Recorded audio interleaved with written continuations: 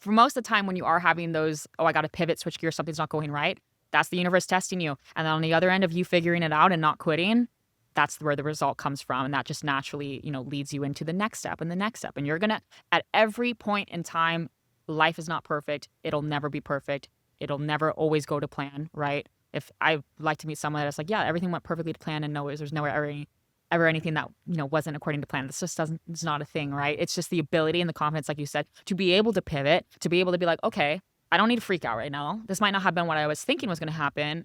Well, that's okay. That's life. What do I need to do to fix this? What do I need to do to get through this? And this having this kind of like nonchalant approach built with your confidence, then everything that comes your way, every challenge is just a stepping stone into the next version of you, right? All right, guys, welcome to another episode of The Report. Today, we got some sunshine out here in San Diego, Southern California. I feel like summer is right around the corner, and I got a special guest that I'm very, very excited to bring on and share with you guys and gals today. She's a woman's online health coach and fitness influencer. I got Heather Woelk. Heather, welcome to the show. Thank you for having me. Yeah, Heather, appreciate you coming on. Of course. We work out at the same gym together at the Compound, which I believe is the best gym in San Diego. How long have you been working out at Compound for? 2 years. 2 Right when I years. moved down here, I think next day I went and got my membership because I was like, this is definitely the gym for me. Yeah, Candace and Marshall did a great job with that gym, and it's a testament to what they put together. But you see people literally drive down on Saturdays from LA, from Orange County, just to get a day pass to work out there. Yeah, it's crazy. It's Yeah. crazy. The community, the energy in that gym, everyone's serious, which I love. I could never go anywhere else, I don't think. Yeah, It's best. it's funny because I live literally across the street to Fit Little Italy here down the street, and it's a great gym, and they have great equipment and all that. But the difference between Fit and Compound is just like the difference of playing high school basketball and the pros. I feel like everyone's just way more dialed at Compound. And I'm inspired when I go in there. I'm by no means the most in shape person there, but I like it. It's like real estate and business entrepreneurship. We always say you never want to be the smartest person in the room. And same thing with the fitness. For me, like I don't want to be the most fit person in the room. And so just by default, working out with all these people that are a lot more fit than me, it pushes me way harder. Exactly. You walk in and you're like, oh my gosh, I need to do a bodybuilding show. Yeah. That's what happened to me. I was Yeah. like, these people are crazy. And it just inspires you. And everyone takes it serious. So you go in there, even if you don't want to get a good lift, and you go in there, you're like, everybody around me is so locked in and so dialed, so motivating, so inspiring. Yeah, large, all the best equipment, and music's always blasting. Not that I do this, but they allow you to work out with your shirt off.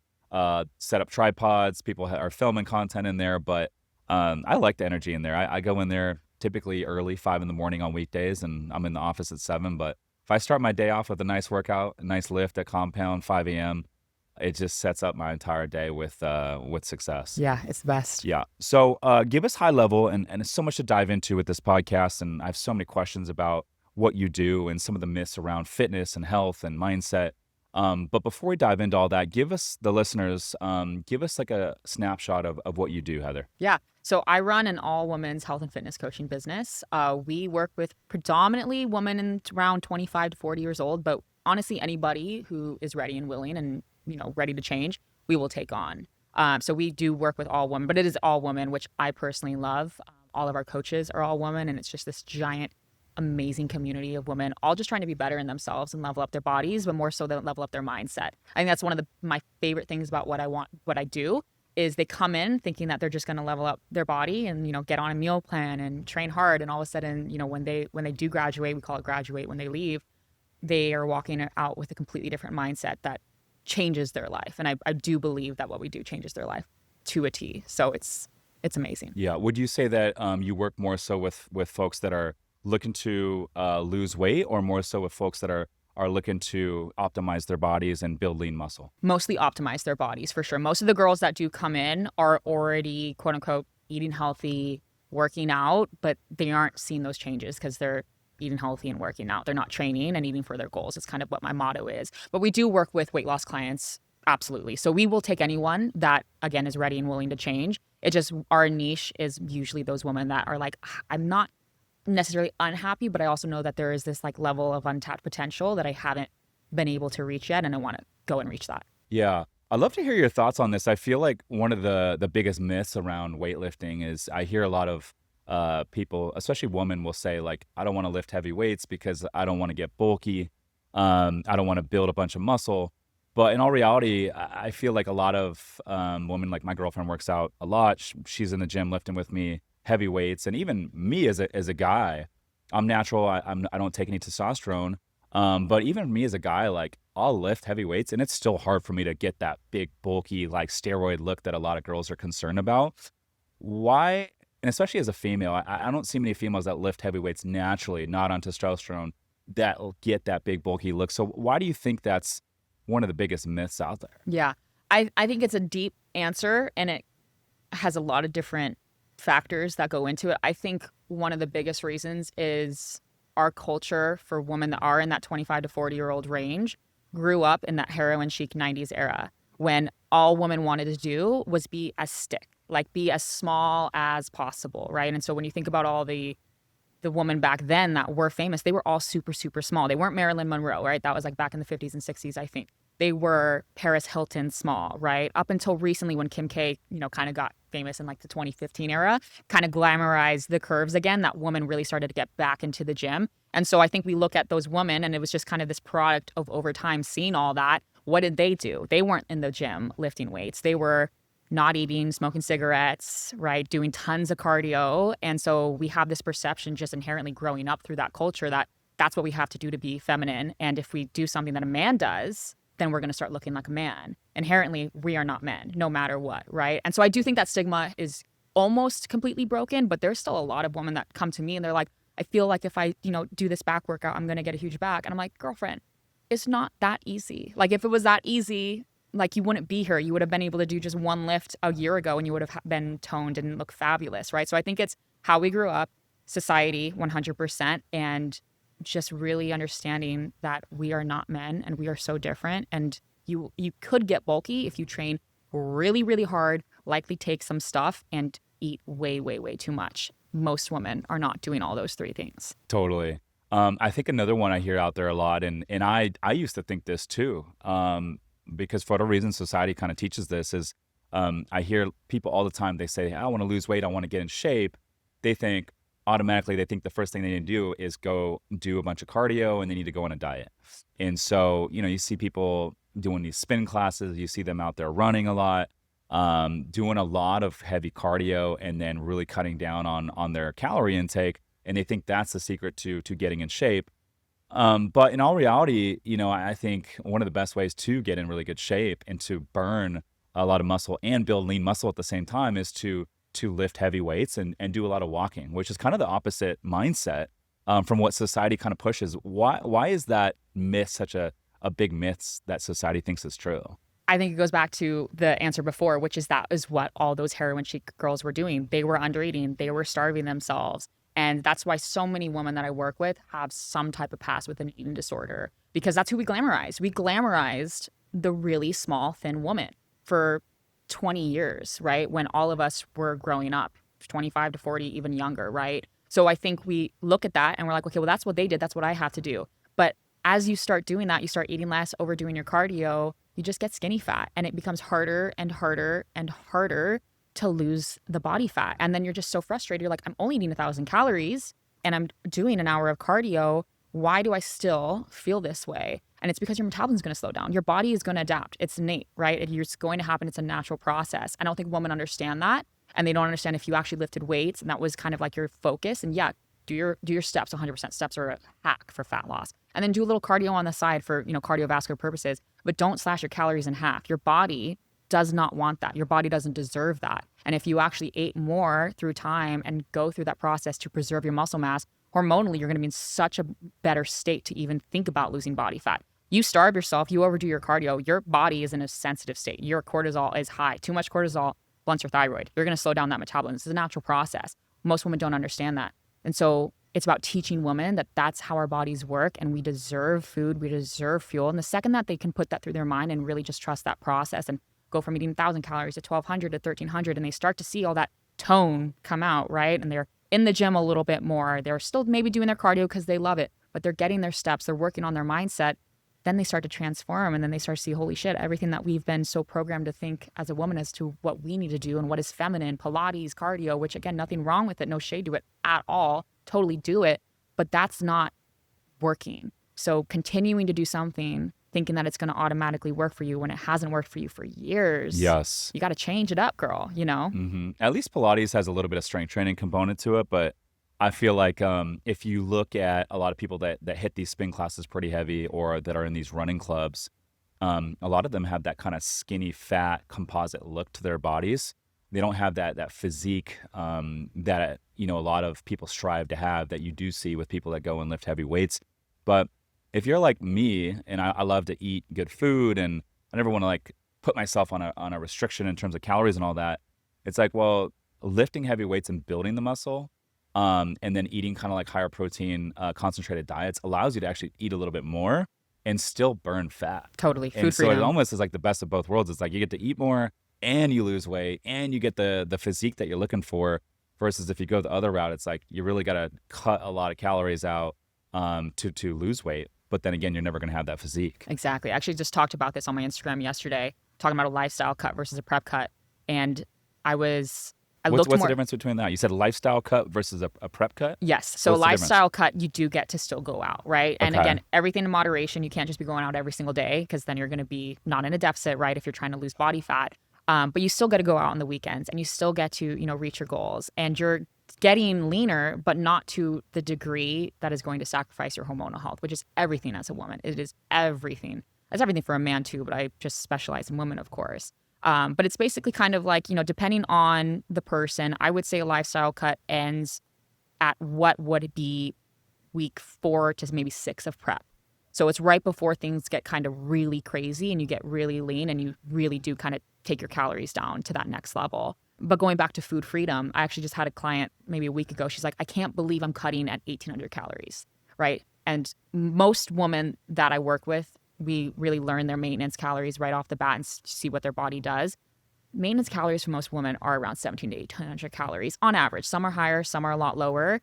But And is that assuming like someone's just an average person and they're working out like once a day? yeah, I would Okay. say so, right? 4 to 5 times a week of working out, eating healthy, that thing, right? Because that's Okay. kind of what we specialize in. Is those women That's who want just to maintain. Yeah, just Okay. to maintain. And so when they go through the process and they see, wait, I can cut at 1,800 calories and their maintenance is now 2,400, 2,500 calories. It's almost harder for them to eat. They're like, I got to eat so much food. I'm like, how great of a problem is that though? Because we've been so conditioned to think, eat less, eat less, eat less. It's like, girl, eat more. And then you can go out on the weekends, still look amazing. You can feel fabulous in every single way. And you get to have the best of both worlds. I don't think a lot of women actually believe in that. They don't see that that is true because of fitness culture on social media can be kind of really intense, right? With the sacrifices. And yes, you do have to sacrifice some things to level up your physique, but you don't have to give it all away. Yeah, absolutely. And I think I love the term, by the way, the lifestyle cut. I think it sounds like it's a lot more sustainable long term because it's not as extreme and it's something that's to where you can actually still go out and enjoy yourself on the weekends. So let's break down the lifestyle cut a little bit more. So you mentioned you can still go out on the weekends, work out 4 to 5 times a week. What's the key to that? Is it more so what you eat or is it the lifting the weights? It's definitely both. It's both. It's definitely Okay. both. I don't think you can separate them. I think people try to separate them too much, and that's when they get stuck. Yeah. And they're like, well, I'm eating this, and that's, or they're not lifting enough, or they're lifting a ton, but they look inflamed, and they're not seeing results. They go hand in hand, and that is one thing that I learned way back when I was trying to change my own body and coach myself. I got really frustrated. I'm working out so hard, and I'm eating quote unquote healthy, but nothing's changing. It's like, yes, eat healthy. That's great. But you can be eating healthy and you can be in a surplus. You can be eating healthy and you can be in a massive deficit. Eating healthy doesn't necessarily mean that you're eating for your goals. So it's finding that, both things at the same time need to be true if you are going to optimize your physique. Some people, if they're going from doing nothing to all of a sudden doing something, they go from eating really, really unhealthy to eating healthy, then they will definitely see changes because it's such a massive stimulus change for their body. But in general, if someone that is already lifting weights and eating healthy, they have to take to that next level of, okay, let's like track most of the time, maybe 6 out of 7 days of the week. That 7th day, moderation, go to brunch with the girls, maybe go to dinner with your man, pick something high protein for one of those. And if you do that and you really, truly are consistent in tracking, you're going to get the results. When I was in a lifestyle cut, and I only did one prep cut, but when I was in a lifestyle cut, and I've done a lifestyle cut probably 2 or 3 times in my life, I didn't have this feeling of, oh, I'm super hyper restricted at all. I never once felt restricted because, one, personally, I think that eating healthy and eating for your goals doesn't have to be right if you're doing it the right way. And then two, when you are going out and you're still able to have your Friday or Saturday nights, maybe even both every once in a while, you're getting the best of both worlds. And it gives you something to look forward to as well. You're like, oh, it's Friday again. That's right. Going on date night or going out with the girls or whatever. And you don't have this, oh my God, I haven't been able to have a burger In 6 weeks. yes, Yeah. 3 months for me. Yeah. Like it was 3 months. Like I Mm. had 2 refeeds during prep. And I don't regret it at all, but it does put your mind through a lot of things. And I went into prep with the healthiest relationship with food. And after that, because it's such a hyper restriction, you don't get to go out. You could go out, but then you're surrounded by all these things that just remind you that you can't have them. And it's really, really hard mentally. And people that are listening to this who might be bodybuilders might be like, saying something. But that first prep is really, really, really hard because it is restriction at its finest. It is the highest level of sacrifice. And that's something that you don't have to necessarily do when you're a lifestyle cut because you get to have that 1 or 2 things off plan, having fun on the weekends when you are. Yeah, so I kind of feel like I'm in my own version of a lifestyle cut right now. So I'm in a season right now between now and maybe the start of summer. Let's just call it Q2, to where I'm not drinking. I'm in a season of not drinking, and I'm lifting typically in the morning, and then I'll go walk or hike 4 miles in the evening. So typically getting a couple workouts in, and then I'm not like counting my calories, but for the most part eating pretty clean. A lot of meal prep that my girlfriend makes: chicken, fish, veggies, and then if we do go out to eat, typically it's like sushi or some healthier options that are relatively healthy, right? And so that for me is enough to see results every single week. I can see that I'm growing, I'm progressing, and seeing the results that I'm looking for. But this kind of like season that I'm in, I can do this over and over and over. And it is nice to take a little break. And I will take a little break, like probably in July and August. I feel like, especially here in San Diego, the warm weather months, you got a lot of cool things to do. There's concerts everywhere you go. There's a bunch of events and a bunch of cool and fun things to do. And you're outdoors and the weather's great. And so, why not enjoy a little bit? I feel like those are the best 2 months of the year. But I feel like all the other 10 remaining months in the year, I'm like, I have no problem going through a season of no drinking and just limiting myself because I just don't see it as a lot of distractions out there, Yeah. Yeah. Well, I always tell my clients, like, no one ever regrets cutting out alcohol, first off. Oh my gosh, it's the I've never biggest met, hack. yeah, I've It is the never met biggest hack. anyone that's like, I really regret not drinking last night. I really haven't. It makes it a lot easier to eat clean. It makes it so much easier. It makes it a lot easier to wake up and go hit the gym right away. The energy Yes. levels go up, your fitness goes Yes. up, like mindset, everything Yeah. gets better. I think whenever I do these seasons of no drinking, I typically do like 90 to 100 days at a time. And I'm like, every time I do it, I can't name one bad thing or one negative thing that came out of the 90 days or the 100 days of not drinking. No, you feel so can't. much better mentally, internally, physically, every single way.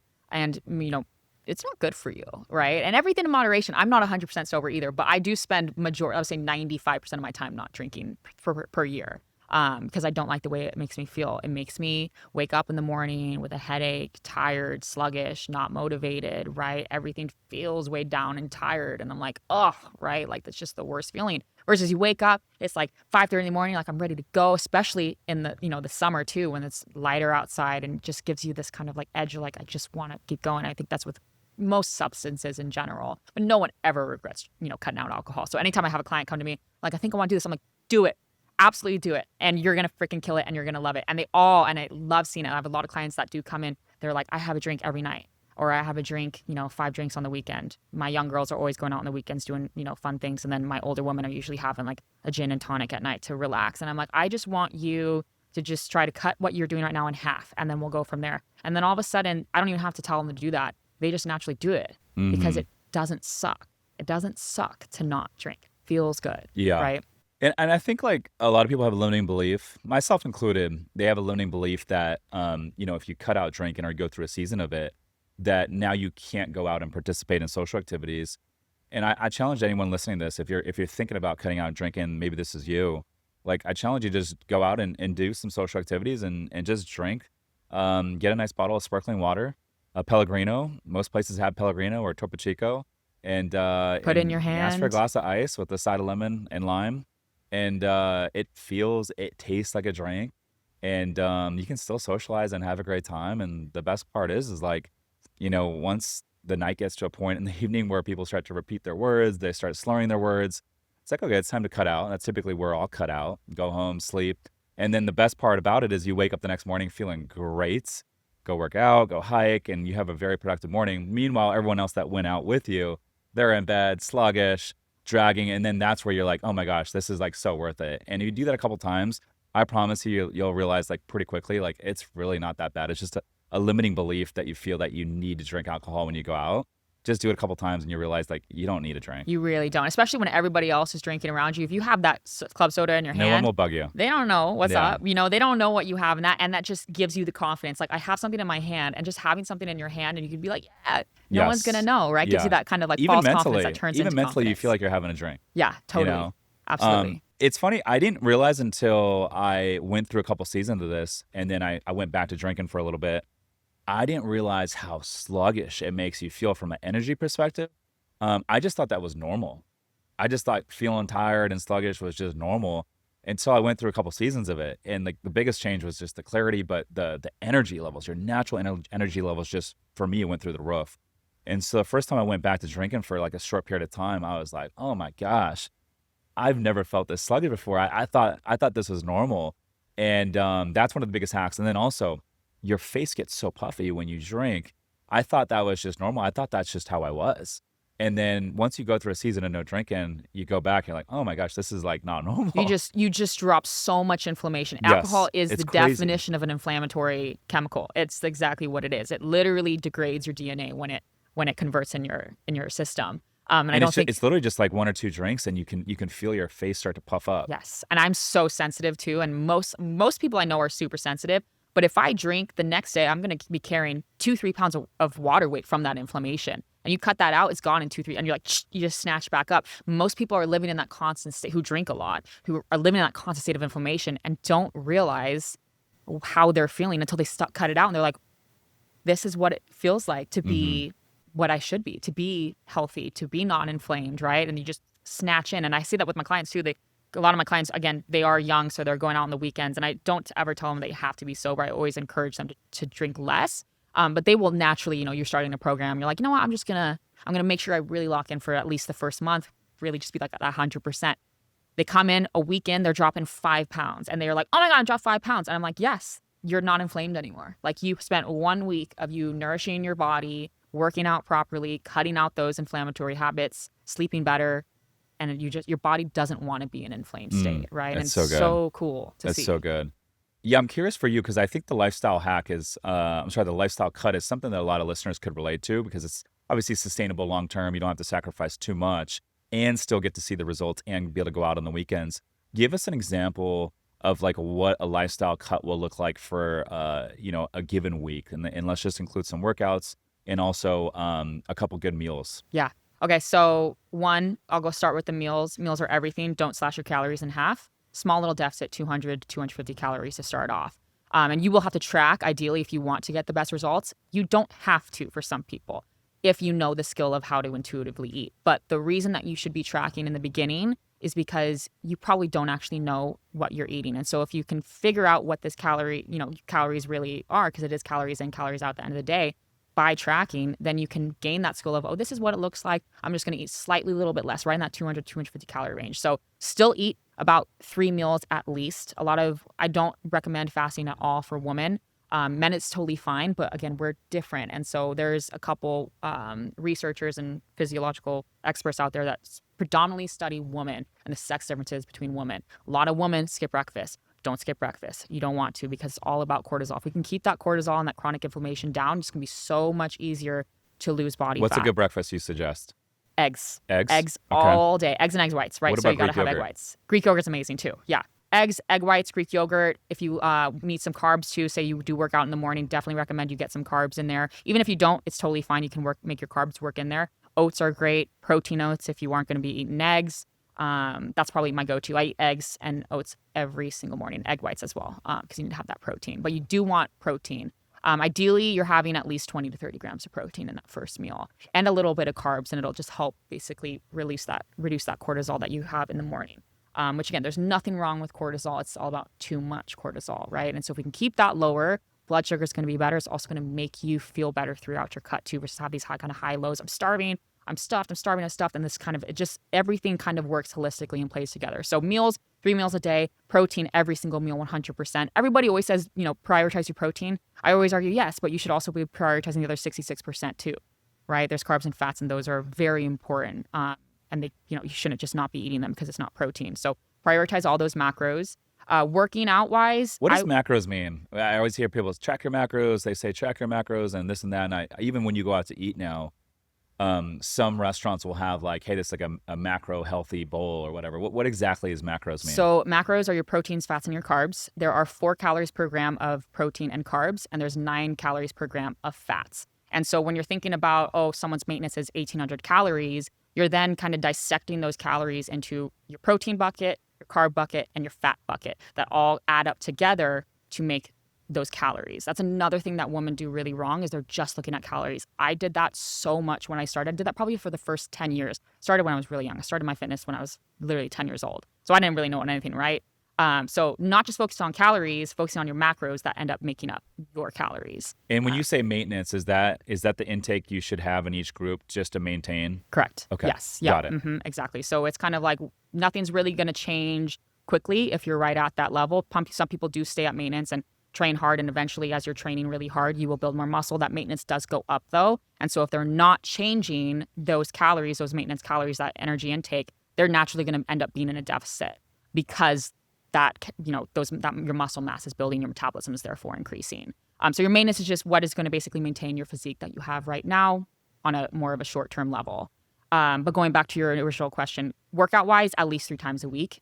A lot of women also think if I'm not training 6 days a week, I'm not going to see results. No, training 6 days a week, in my opinion, if you're training really hard the way that you should be training, overtrain 100%. So I personally work out 4 days a week, really hard, really heavy. I think it's a sweet spot because I love working out. If I were only lifting 3 days a week, personally, I'd just be bored. I just love the way it makes me feel. So 3 to 5 days is kind of optimal, because you don't want to lose muscle mass in your cut. And so if you're not training hard, you're not training frequently, you're going to lose a lot of weight, but a lot of that is also going to be muscle mass. That's not ideal, right? So right in that window, cardio-wise, depends on the person. Like I said, I'm a cardio bunny, so I don't mind doing cardio at all. I love the way it makes me feel. Some people hate cardio. I always say do cardio because it's not just for fat loss. It is more importantly there for cardiovascular health, and you need to be cardiovascularly healthy. But get your steps in. Steps are huge. So you're going to have your macros, right? Small little deficit, 3 to 4 or 3 to 5 times a week of lifting, a little bit of cardio depending on the person. Could be 10 minutes, could be 30 minutes, could be 40 minutes, depends on the person. What's the best type of cardio? Doesn't matter. Any cardio that you love, that you can stick with, right? That you love doing. I personally, my favorite form is running. I love a runner's high. I love seeing how far my distance can go. When I was in prep, I was doing stairs. I was doing like 350 floors a day, which was fun too. But there's always some debate. At the end of the day, your cardio for fat loss is all about your energy expenditure, right? How much more can I expend these calories so that I'm in a bigger deficit? So you can do your walks. The reason that people love walking is because it's so low intensity. It's not going to kind of spike that extra cortisol and naturally going to make you hungrier because of that blood sugar regulation that we were talking about earlier.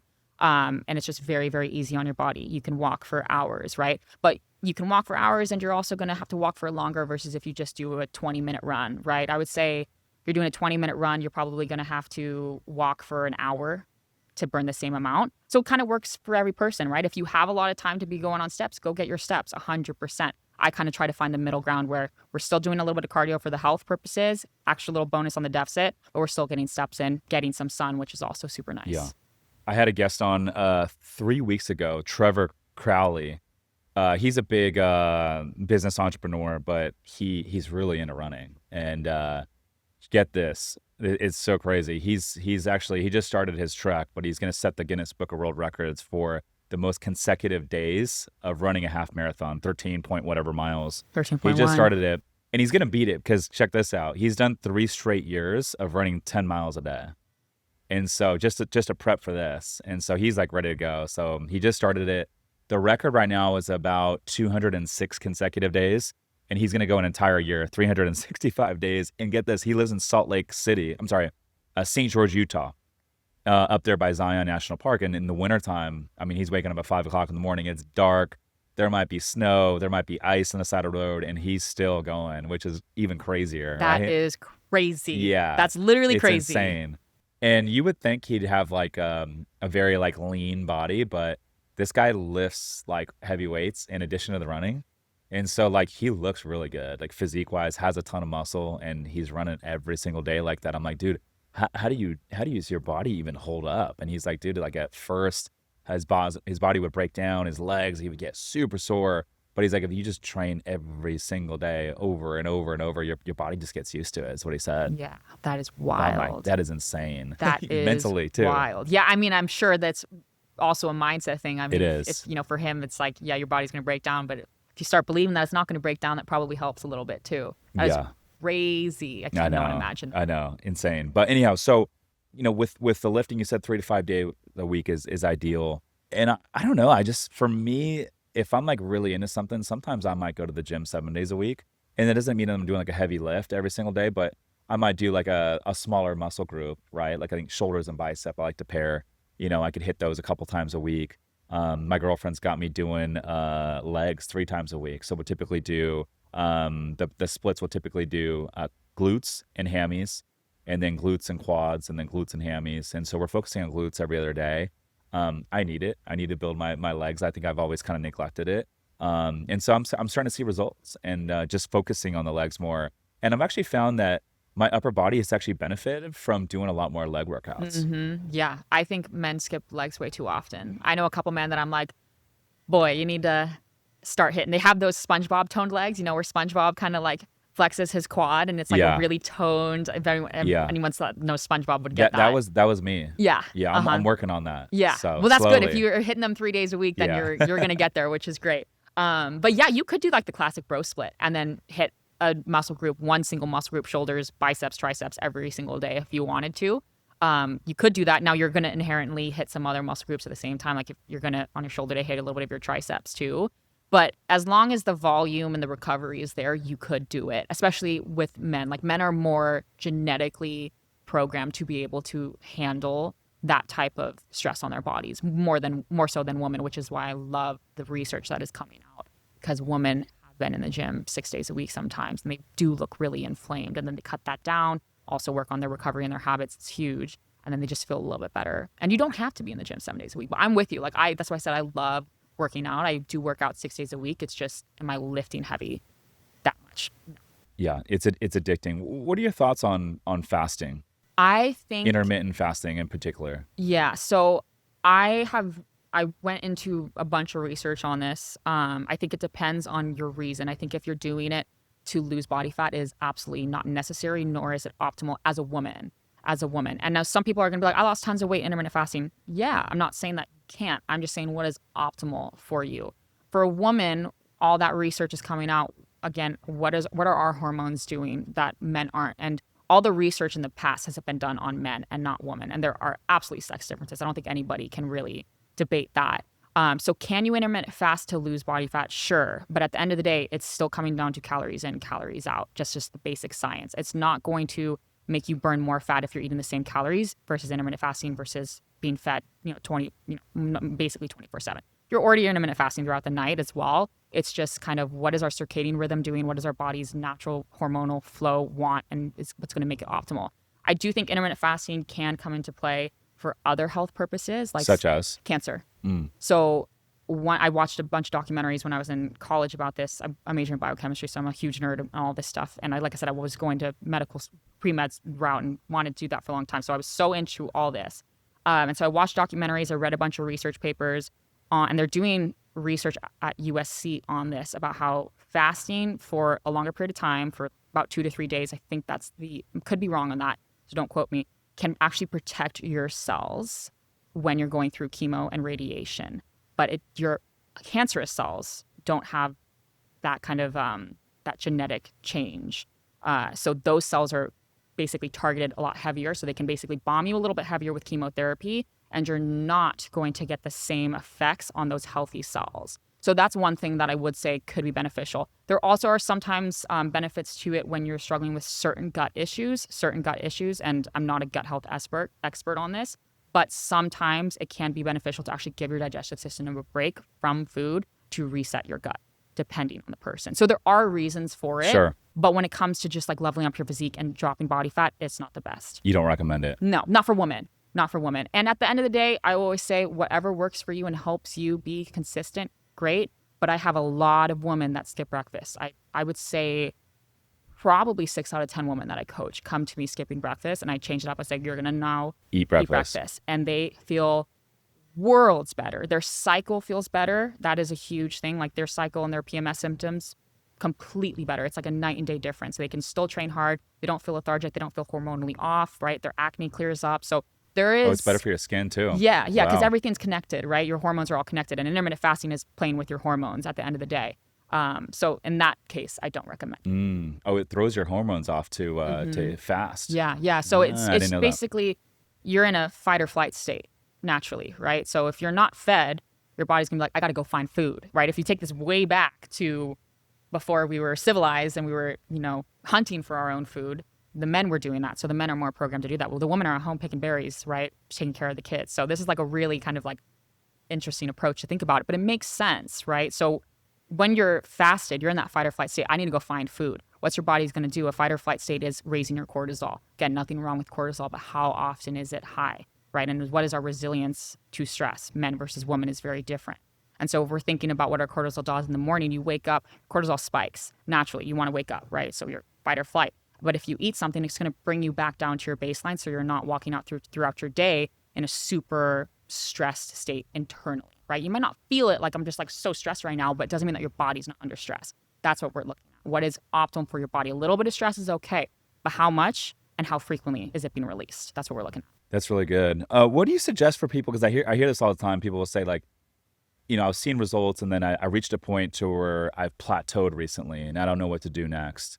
I get that a lot. And what do you suggest for those individuals? Depends on where their plateau is. If they're plateauing in their fat loss, right? And let's assume that they're still doing all the right things, like they're still tracking all that stuff, like nothing's really changed in terms of their consistency, then their body's just adapted. So you can either do two things in fat loss. You can either continue to take away calories and or up your cardio, so you're creating that bigger energy deficit again.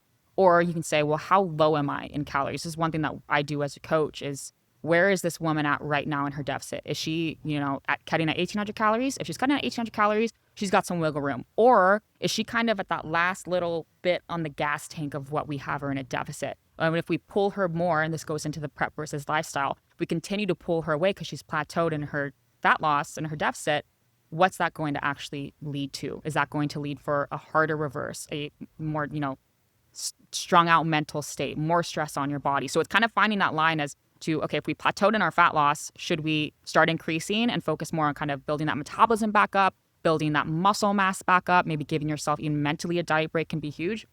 Or did we just start this cut, we adapted, and do we have a little more wiggle room that we can, create a bigger energy deficit? Okay, so if you wanna go up, what's a good technique or two to do that? So you need to track all of your markers. So when I'm looking at one of my girls and she is, peak cut, I'm like, okay, I don't want to take you any lower. You're eating 1,400 calories. You're feeling really tired. Your pumps are crap, right? So you're looking at your pumps. How's your energy in the gym? Are you exhausted? Your cycle, going back to your cycle, again, stress, right? So is your cycle off, or you're late on your cycle and everything just feels kind of off in your body? When you start that reverse, you're looking at how your body's responding. Are you putting on tons of fat right away? You don't want to put on tons of fat. If you are super, super low in your body fat, your body will, this mostly goes for women in prep, will put on fat until it gets to a healthier level. Depends on the person what that healthy level looks like genetically, before it starts thinking about putting on tons of muscle. For lifestyle cut, I have my girls, as long as they follow their reverse properly, stay lean, if not sometimes lean out as we reverse. Because again, if you reverse slowly, adding 100 calories every 2 weeks, sometimes adding more depending on the response, how their hunger is, are they getting stronger, is their body still tight, right? You can increase a little bit quicker. And then you're looking at all those markers through time. When was the last time we increased? What did our weight do? What did our body do? What did our hunger do? Are we still hungry? Are we super full, right? If you're super full, you don't increase until you get a little bit hungrier, because that means that the metabolism built up a little bit more, right? So you're kind of looking at what is our metabolism doing through all those markers. Yeah, that's so good. That's so good. And so the idea when you go up, is it, even for guys too, is it the idea of like, if you go up, you're going to increase your calorie intake and start lifting heavier weights and build a little bit more muscle? So then that way your maintain number goes up. Yes. And then you can do a new cut from there. Exactly. Got so it. every consecutive reverse cut should get better and better and better where you got to eat more through time. So your first cut, say it's way back when, your first cut as a woman, you might be eating 1,300 calories. The goal is you reverse properly, get your maintenance an extra 300-400 calories, and all of a sudden now that 1,300 calories was a 1,700 calorie cut, and so on. And obviously, of course, there's a threshold to it. You're not just going to continue to do that until you're eating 6,000 calories and you're a 5-foot woman, right? But I do see it It's work. like the law of diminishing returns. Yeah, and I love seeing that with my own clients because they're like, again, my client just told me, like, I can't believe I'm cutting at 1,800 calories. Like, I never thought this was possible. I'm like, yeah, this is what's possible. It takes time. She went through about a 9-month build, and then she's in the cut now, and it took time to do that, and she had to get a little uncomfortable thinking about eating more because women are so programmed to be so scared of food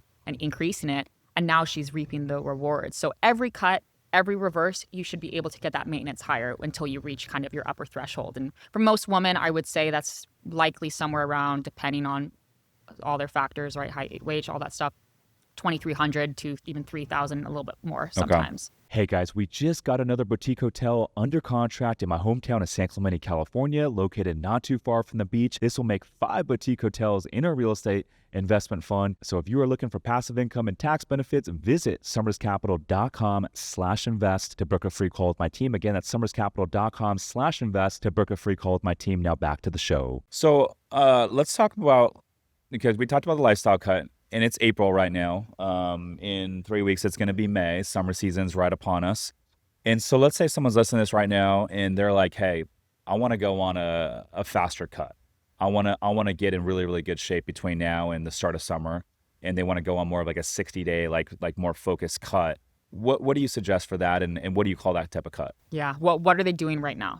Let's just say they've kind of been very inconsistent, trying to get back in the gym, trying to get back into their fitness, but they've been start and stop for the last few years. Let's just say their body fat's a little bit high. They haven't been working out consistently, and they're like, I just want to get in some decent shape between now and the summer. Yeah. So in general, for everybody, it's always the same thing. Where is our maintenance at? So how do we find our maintenance? You can find your maintenance by tracking what you are eating without thinking about it. Like, oh, should I be eating this? Like, no, just eat what you normally eat and track that through a tracking app. Use a food scale, because then you'll be able to take that average for a week or two and see, okay, well, my average for those calories came out to about 1,800 calories. Then take those calories that you're at, because you're not tracking your macros, and find the perfect macro split for you, right? Your body weight, ideally, in protein. You can do a little bit less if they have a little bit more body fat What to are lose. your favorite apps to track? MyFitnessPal is kind of the one that I go to. I also use ChatGPT as like a really fun tool to easily swap things out. Yes, I love ChatGPT. It's amazing. So I tell my girls, if they ever get something on their meal plan, they're like, I normally eat salmon, but I'm not feeling salmon this week. I'm like, no worries, girl. Put that into ChatGPT. You could use a tracking app. My Macros Plus is a great one. People love that too. I've been using MyFitnessPal since I was so young, so it's just kind of one of my things. But you could just be like, swap this out with whatever protein that you want to have instead, and give me the exact amount that I need to with, any changes. If you need to take away fat here, take away fat there. So it's really, really easy without having to think of, oh my gosh, I have to plug everything into MyFitnessPal, make all the adjustments and all that stuff. So it's kind of like a little bit of a hack. Can you even use ChatGPT when you go out to eat? Yeah, I would say so. Really? It isn't More going to be mainstream foods? Yeah, it's not going to be super accurate, because the only way that you can be the most accurate is if you weigh things out. Even weighing things out isn't accurate, depending on how you cook it. But you can, at least. You can say, my you dish. You can say, hey, I'm at Chick-fil-A right now. I'm getting a chicken X salad. Yeah. And it will give you the baseline Yeah, numbers. I haven't actually done this, but this just made me think about it. ChatGPT is insane. You could probably take a picture of your plate and be like, what do you think these macros are? And it'd probably be able to give you a guesstimate. It would not be super accurate, but it's better than you just having no idea, which can be helpful, right? If you are in that mode of, okay, I want to cut body fat and I want to stay somewhat on track of when I go out, what do I choose? And that's one thing that I focus on with my girls too in my elite community, is training them and coaching them. Like, when you go out and you want to be on track, this is a better option versus this because of macros, right? So going back to the original question, finding your maintenance calories, then splitting up your actual macro amount, right? So then reducing those macros little by little over a week. If you want to be extreme, I would probably reduce them quicker than I normally would if we had a longer time, but you said 60 days. Steps, 100%, especially if they are overweight. That is going to literally drop their body fat so quickly, because they're carrying around. I mean, imagine you have an extra 40 pounds of body fat to lose. Imagine having a barbell on your back, walking around with that, right? So you're already having a little extra resistance because of that. And of course, making sure to train at least 3 days a week so you don't just lose a ton of muscle as you cut your calories. Totally. That makes sense. What are some like crazy cuts that you've seen or maybe you've done in your past? You mentioned before we started recording that you've done some cuts for shows, and I follow the UFC pretty closely, and some of the weight cuts that these fighters do before they fight a prize fight is crazy. I mean, we're talking, Max Holloway, Dustin Poirier. They've talked about doing. I mean, they fight at 155, sometimes 145. And these guys walk around normal at like 190, 195, and they're cutting, 30, 40 pounds before a fight. And sometimes they'll cut the bulk of that in like 7 to 10 days leading up to the fight, which is insane. Guys are passing out. It's definitely not safe from a health standard. But I'm curious, what kind of weight cuts are you guys doing in the women's, competition fitness space? A woman, it depends on the coach, but women can get pretty intense. I think, and I don't know because my coach had me on a meal plan that didn't actually show my macros, and I didn't really care to actually know them. I was like, I'm just going to follow the plan that my coach gives me, and that's that. I think, though, based on my experience and being able to kind of like know what I'm eating, I was eating peak cut, so peak prep, 2-3 weeks out, about 800 calories. My maintenance before that was about 2,400 calories. So that's about a pound every 2 days, right around there, a pound every 2 to 3 days. So that's how you can drop weight really quickly. And then also you're thinking of, well, it's not all body fat. A lot of it is muscle glycogen, water weight, and stuff like that. So for my prep cut, started off pretty chill. I actually increased before I decreased because, again, you want to think of how high can we get our maintenance before we have to go down so that we aren't eating 800 calories, ideally. But usually in your first prep, you are going to have to dip a little bit low. I don't recommend anyone whose lifestyle or not going through a show to eat 800 calories because it was very hard on your body. 100 calories? 800. 800. 800 Damn, calories. that's insane. Yeah, I was just like ground beef and zucchini for like 3-4 meals. And I think I had like a sourdough piece or something like that. Yeah, I was like dying. It was crazy. It was really cool to see. You get lightheaded when you cut that much?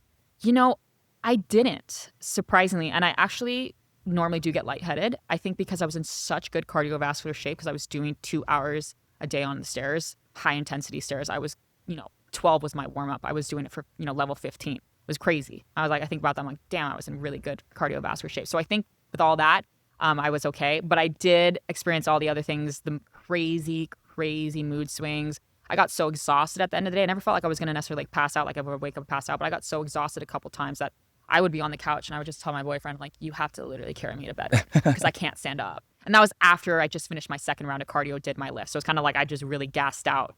I'm in the biggest deficit.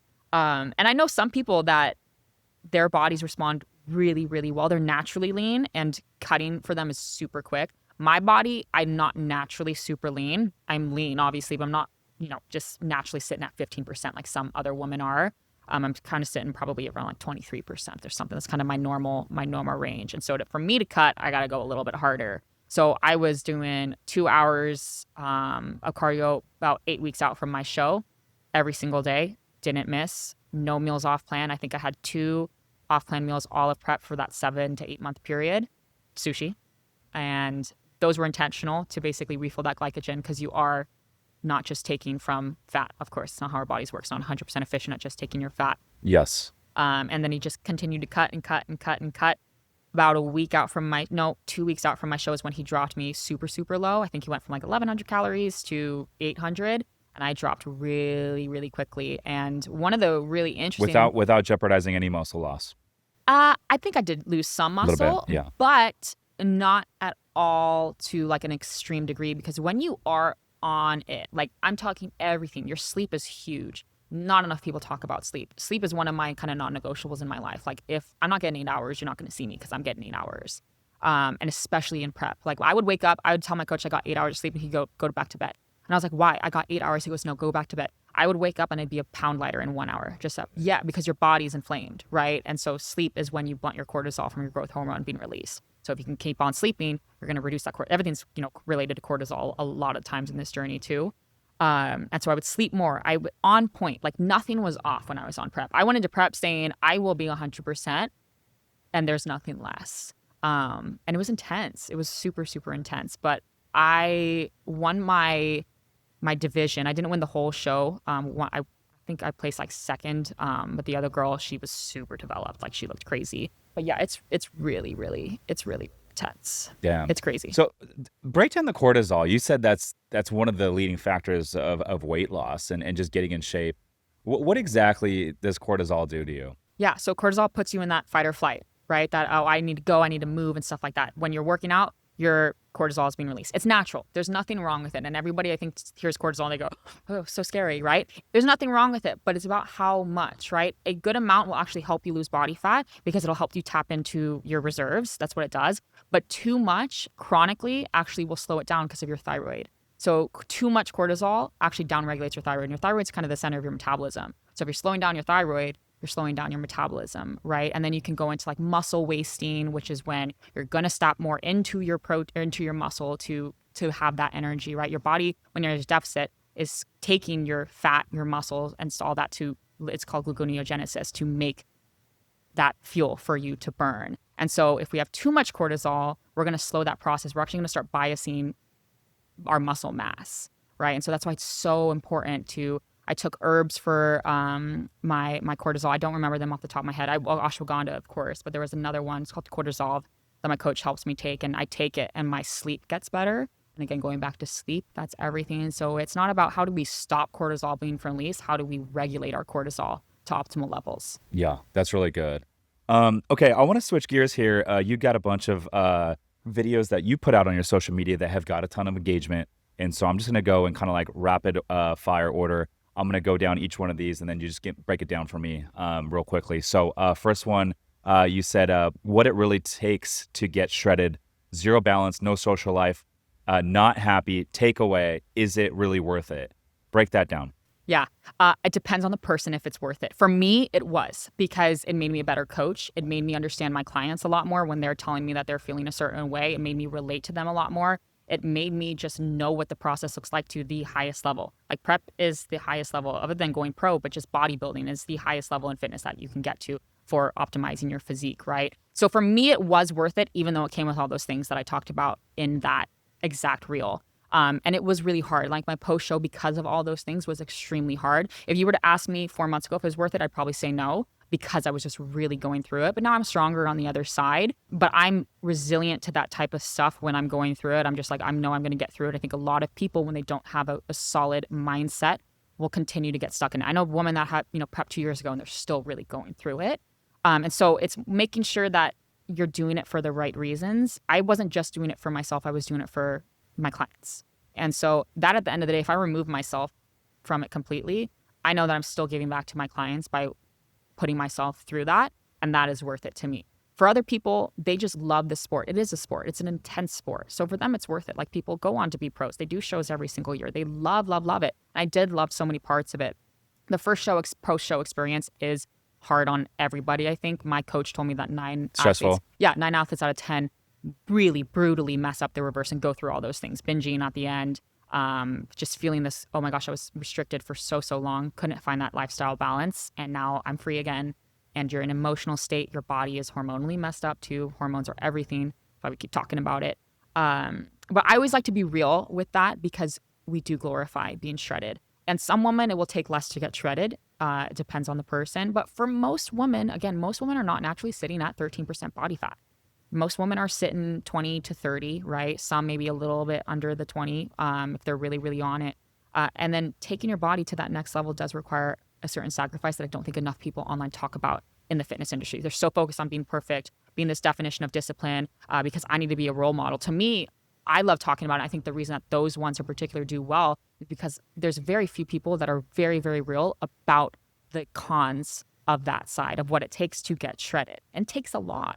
It took me 8 months and never going out, right? Missing out on family vacations, missing out on being with my girls, because I was just so involved and wrapped up in this that I was like, I don't want to put myself in a situation where I'm around this and I'm just going to be sad because I can't really participate the way I wanted to. I think success in life in whatever area it might be, not just fitness and getting shredded, requires a lot of sacrifice and going through seasons and seasons and seasons and more seasons and seasons and seasons of sacrifice.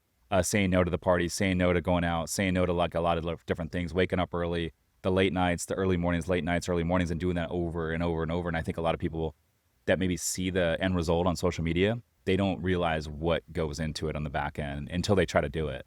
And then they're quickly reminded, wow, like this is not easy. And it's going to require a little bit of work. And you're not going to see results at first. And I think it's the same reason why you see a lot of people in the gym early on in the gym, like early in the year, you go there first couple weeks of January, the gyms are packed and you're like, oh my gosh, who are all these people? But then you come back February and like everyone's gone, because they realize it's a little bit harder than they thought and you're not going to see results at first. And I think, like most things in life, especially fitness, it's that month 2 through month 6, if you can like stay consistent to actually push to the other side to where you actually start to see some results. That's where the success really is. Totally. The magic. It takes time and it does take sacrifice.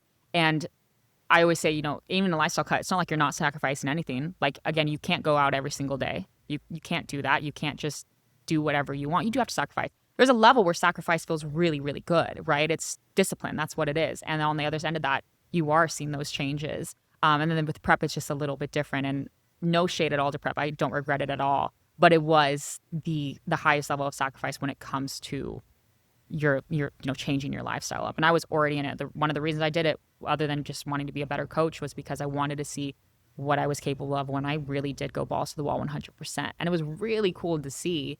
But I got out what I needed out of it. And I think doing it again, because I don't want to go pro, I don't ever want to take anything. I don't know what else I could get out of it that I didn't already get out of it. Yeah, that's good. That's good. All right, next one.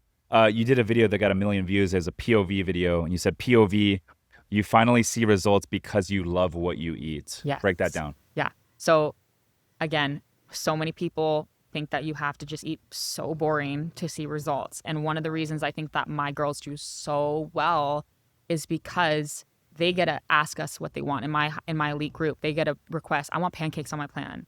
I want tacos. I want this buffalo chicken burrito wrap. And my nutritionist, who is amazing, she's a private chef on her other side. So she works for us part-time, and then she works as a private chef for the other time. So that's why I love her, and that's why my girls get results, because they don't feel like they're just eating chicken and rice. They are eating pancakes for breakfast, and it tastes good. So it's finding, okay, it's not about just like you love what you eat, you're going to go to McDonald's because you love McDonald's. It's how do we take the food that you love and make it work and make it healthy and fit into your macros. You can do both. So many women don't think you can. You just have to learn the skill. And so once you do learn that skill, it's like, I don't even feel like I'm dieting because I got to have my pancakes. I have this burger on my plan. I have pasta on my plan. Coaches put pasta on your plan. It's like, yeah, girl, coaches can. Most coaches don't. Like a lot of coaches, especially the bodybuilding, will just be chicken and rice. That's what I personally eat because it's so easy and simple. And I'm just so busy. And we know I'm in a season of life where I'm pulling 12-hour days. I'm like, I can't, just all that stuff. But you don't have to do that. You can have the fun food. And the food is everything. 9 times out of 10, food is the hardest thing for people. Most of the women that I work with, they're already, like I said, working out, all that stuff. Maybe not correctly, but they're working out. They can get to the gym or they can do their, home workouts or do their Peloton ride. It's the food that's the hardest part because they think that you have to restrict the types of foods that you eat. No, it's just finding the foods that you love and making a version of it that works and still tastes good. That's so good. One hack I'm going to throw in there, I don't hear a lot of people talk about this, but I think one, as far as accountability to get into shape or stay in shape, one of the best forms of accountability is to like put yourself on camera, like, doing some social media content or having a podcast, starting a podcast. When hey, I'm going to be on camera every single week, there's no better form of like motivation and accountability of like, okay, let me try to get in shape. Let me try to get fit because you're going to be on camera. And so if you're listening to this right now and you're like struggling in terms of accountability, like join some of these groups that you're alluding to. I think that's huge. But also don't be shy to like get on camera, like do some social media content, put yourself out there a little bit. And by doing that, I think it'll be easier for you to stick to the plan. Totally. It makes it fun too. And it also helps your form. So if you're recording yourself doing a workout and you're looking at it, you're like, oh my God, that form's not too good. And then you're going to work on it because you don't check your form from all angles. So that's one thing that's super helpful. But I have clients that are like, I think I want to start like a page. And I'm like, girl, absolutely do it. Absolutely do it. You don't have to like, if you you don't want to put it on public, you don't have to put like start it. And it's your journal of your progress. They take progress photos with me, of course. But if you add that kind of extra layer of fun and creativity, you're going to have so much more fun doing it. You're going to be so much more motivated. And then you're going to see your confidence actually build through your page too, which I think is so cool. Even if you look back on my page, like none of my old reels ever really showed my face or like anything that was super like actually me or my personality or anything else because I was super shy. And then all of a sudden you start just putting yourself out there and you build that confidence, you show up for yourself, the results come and you're like, I'm Heather. And then you're like talking and you're saying whatever you want to say and you're not scared to say it. It's just building the fun layer of creativity in it. It helps so much Yeah, so with you're very motivation. well-spoken and charismatic. You're saying that you naturally were not born like that. Outgoing, charismatic. I mean, if you were to ask my friends and family, they would probably say no. I think when I was little, I was, and then I went through a stage, kind of end of high school to mid college, where I lost it because I lost my confidence in myself. And then I found it again when I started coaching and started my social media again because I was like, you know what, I'm gonna do it. I'm gonna put myself out there. It's uncomfortable, but I just know I want more than what I'm doing right now, and I have more to give. And then it came back, and I found my voice again. And it's gone here and there and stuff like that. And sometimes it's a little bit louder, but 100%, like my confidence has never been higher than what it is now because I'm not afraid of what I'm going to say anymore. And if someone's going to disagree, someone's always going to disagree with you, Sure. right? Someone's always going to have something to say, but there's no such thing as bad PR, too. Yeah. Yeah, I hear people all the time say, because myself included, I was never like super outgoing and like naturally charismatic and talkative. And I hear people say all the time, like, oh, it must be nice. And you got a podcast, this and that. You know, people think that you're either born with those skills or you're not. But I was not like an outgoing, talkative person growing up. And like even talking on a podcast, that was like very uncomfortable for me at first. But through the reps and the at bats and more reps and more at bats, you become better and better and better. And then you get more comfortable with it as well. Right. And so what was uncomfortable at first became comfortable. And then the first time I like interviewed a bigger name guest, I was nervous, but now it's like, it's just not a big deal anymore. And so I think the takeaway for anyone listening to this is like, if you're uncomfortable doing anything, it's like, just lean into it, get comfortable being uncomfortable. And eventually it will become comfortable. And you can turn any weakness into a strong suit. Oh, 100%. I truly believe that. Yeah, it's a skill like anything. And I always say if something scares you, that's probably a sign that you should do it. Obviously, not scare you like this is going to kill me or something like that. Like I'm saying, oh, I have this calling I really want to do this, but I'm a little scared to do it. Do it. Do it, do it, do it. Because that is the universe. I always say this to my clients too. I'm like, that's the universe testing you to see if you have what it takes to actually reach that goal that you have, that you're too scared to. If you can go on the other end of that fear and dive right in and just balls to the wall, that's my motto, you're going to see what's on the other. That's confidence, one, but it's also your dreams actually coming true. And I'm a product of that. I've seen my own clients be a product of that. And I think it's so, so, so cool to see like those things that you want to do but are too scared to do. Like they're supposed to be scary. Like there's a reason that a lot of people go through life living mundane lives, feeling like, oh, I always wanted to do this and, never did. It's like they were just too scared to take that leap. And like when I started my coaching business, I went from med rep and like wanting to go to medical school to like total pivot, being like a social media influencer to online coach. Like it was a shock to everybody. My dad was like, what are you doing? You're going to mess up your life, right? And if I listened to that stuff, then who knows where I wouldn't be here right now. I wouldn't be sitting here. But I also know that it probably would have, be on my deathbed, hopefully way, way later in life, always wondering what could have been if I just given myself the chance. And I was like, I love myself way too much to go a whole life without knowing what's possible. Yo, 100%. And I think it's a good takeaway because like for me, looking back at my journey, everything that I've done along the way, whether it was cashing out my 401k to buy my first real estate deal, that was scary. And everyone told me it was too risky. Friends, family members, coworkers. And then the first time I went to partner with some people were like, oh, don't partner. And it was scary. The first time I went to go raise private capital, it was scary. And people told me they were quick to outlie all the risks. And at every single level, and then even when I started doing bigger deals, that was scary. And even today, like there's things that, push my comfort zone.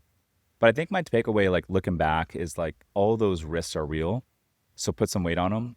But on the other side of the balance scale is another risk. And it's this: I could be 80 years old one day, laying in my bed, staring at the ceiling, kicking myself because I never fucking tried anything in life. How about that risk? That's a risk too that a lot of people simply don't allude to. And so I think if you're listening to this, and you don't feel confident and you feel stuck and you feel like you need something, and one of the best things you could do is go out and take some action. Go give yourself something to be confident about. I always say action leads to competency. Competency leads to confidence. Mm-hmm, absolutely. And I just always thought, and when I remember I was on my way home from my old job after like a really, really long week of work because I was on call, and I at any point in time I was like, they might call me and be like, I have to drive 2 hours to this hospital, bring trays over, get ready for a surgery here and there, and I was always this anxious mess, and I was just bawling on my eyes out in the car, and I was like, I know this is not for me, and I have this feeling that coaching would be, that I've always been passionate about fitness. I had this feeling, and I just remember thinking like, if I don't do it now, when the hell am I going to do it when I have kids? Right? Like when I'm always, it's only going to add up. Right? So I was like, I got to take this leap now. You could take a leap at any point in your life. And like you said, it's always worth it in my end to at least give yourself the shot. And I would so much rather give myself the shot and fail than always wonder what could have been. Right? You got to find out, because what if it works? Right? What if it happens? Think about that. That's what you manifest. That's what you think about. That's what you put on your vision board. There's a million what ifs. What if this happens? What if it fails? What if you lose all your money? What if it just doesn't happen? But it's like, people don't talk about what if it does work. Yeah, what if it does work? And that's what you chase. Obviously, like you said, be smart. Don't just be like, I have nothing. I don't have any idea. I'm just going to quit up and up, and just be like, figure it out. Like, be somewhat smart, but still go for it. Yes. All right. This leads me to another one. Next one, you said you're only as successful as you believe you'll be. That's so good. What do you mean by that? Yeah. Well, if I had believed that I wouldn't be able to be where I'm at right now, I wouldn't be. I wouldn't have, my amazing girls, crushing it, right? If I didn't believe in myself, I would have quit, right? With all those hard times, I would have been like, well, must be a sign from the universe that it's just not for me, right? So I'm just why am I trying, right? Versus I know that I can do this, and I just got to keep on working, and it will happen. It will happen. It's happening. It's actually happening right now, right? As we speak, it's happening right now. Things are set in motion, right? And if you don't believe in yourself, why would you try? You wouldn't, right? If you're like, oh, even if I try, it's not going to happen, why? Then you wouldn't try. Versus it might work, and I think it will work, and I believe in myself, so I'm going to try. And then you're going to actually try. It's like the first step, right? And you build off of that, right? Like, I wasn't just like where I'm at now. I wasn't like, oh, this, I see myself here in 2 years and so on. It's going to happen. But I was like, I see myself not living this life right now. And I see myself taking this leap and giving myself the shot. That turns into, oh my gosh, I see myself building a freaking, amazing online woman empire of women just, excelling. That's going to turn into something later down the road too. And it's just this constant, why wouldn't I believe in myself? If I don't believe in myself, no one's going to believe in me, right? If I didn't believe in myself as a coach, why no girl would come to me, right? No one would ever, you got to believe in yourself. That's where that confidence is going to come from. Fake it till you make it too. One of my mentors always told me, tell yourself a lie enough and it becomes true. And that is so true. And that goes into so many different things. Body dysmorphia being a huge one.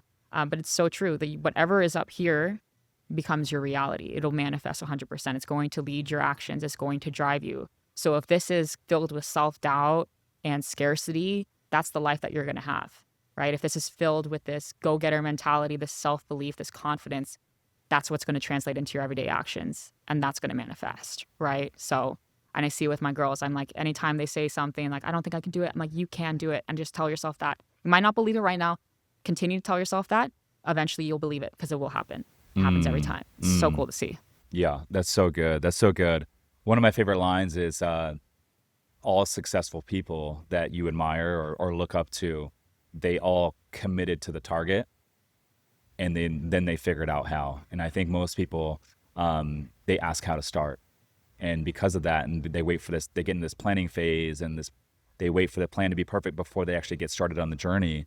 And because the plan's never going to be perfect, and there's always going to be questions along the way, they never get started.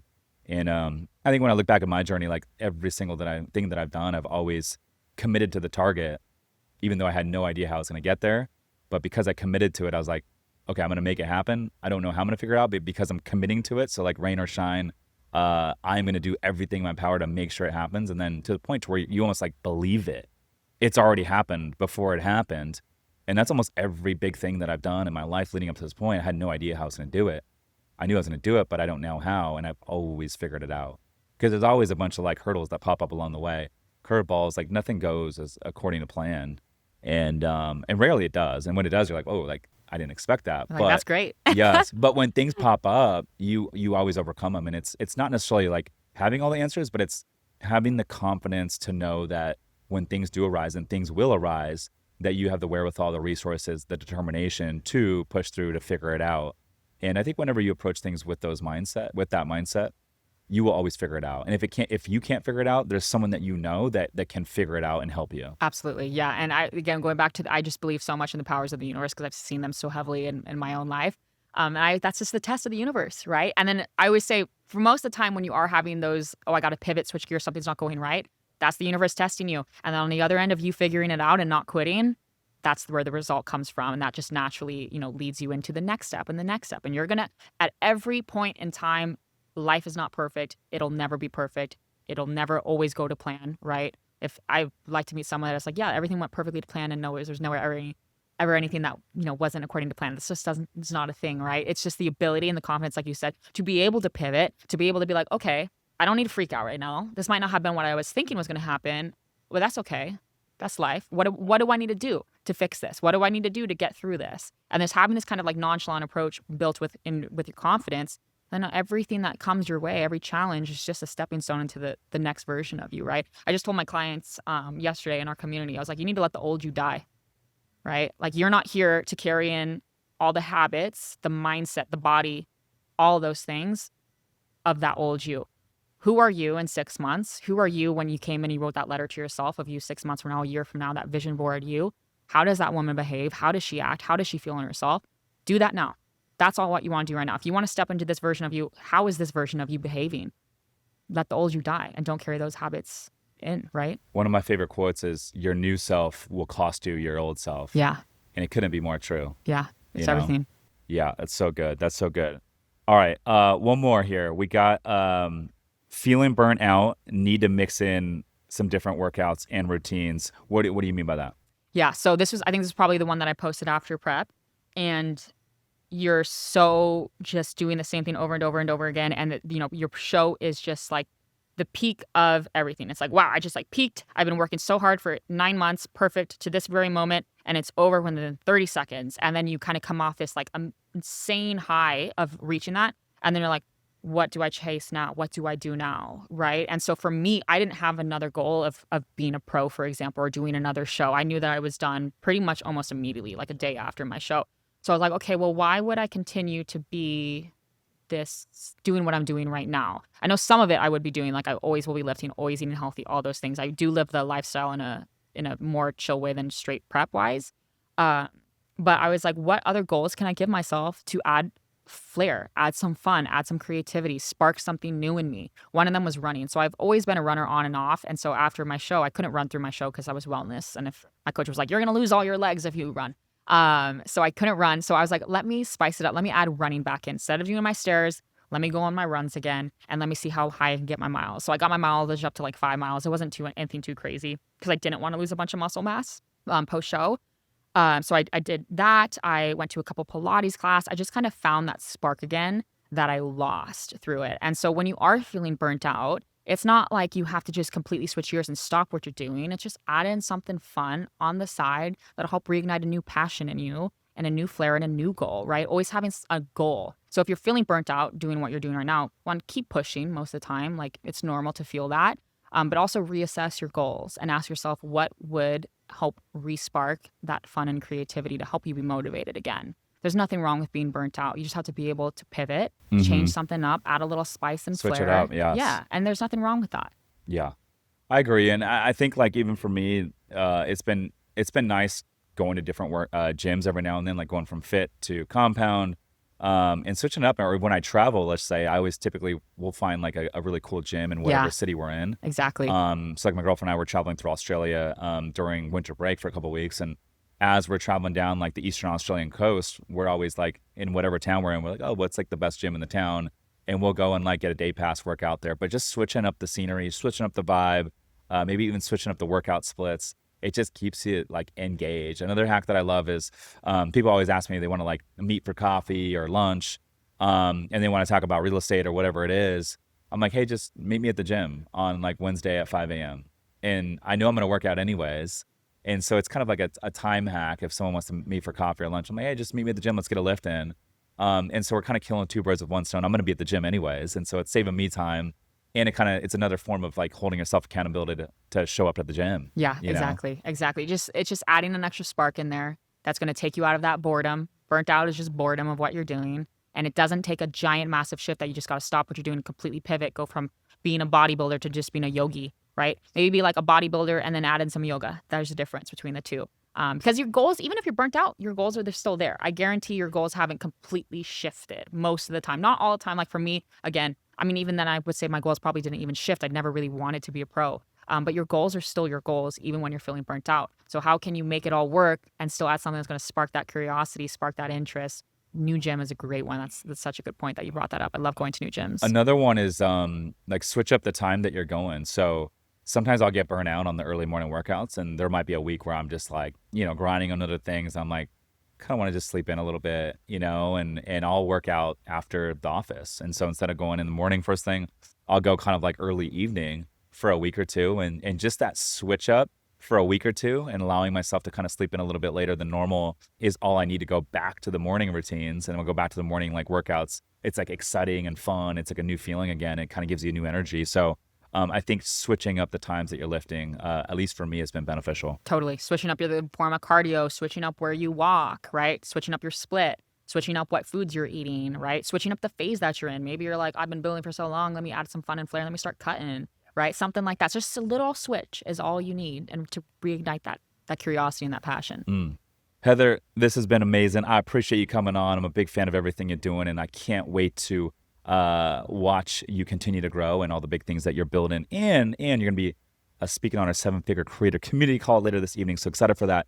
Where can the folks get in touch with you if they want to learn more about potentially joining one of your programs and just learn more about you altogether? Yeah, absolutely. Well, thank you so much for having me. It's been awesome. You can find me at heather.woelk on Instagram and TikTok. If you really are curious about coaching, definitely send me a message through Instagram and we can chat. But always heather.woelk for all of my platforms. There it is. She's Heather Woelk, always crushing the game on Rich Summers. Listeners, thanks for tuning in. We'll see you guys on the next one. Peace.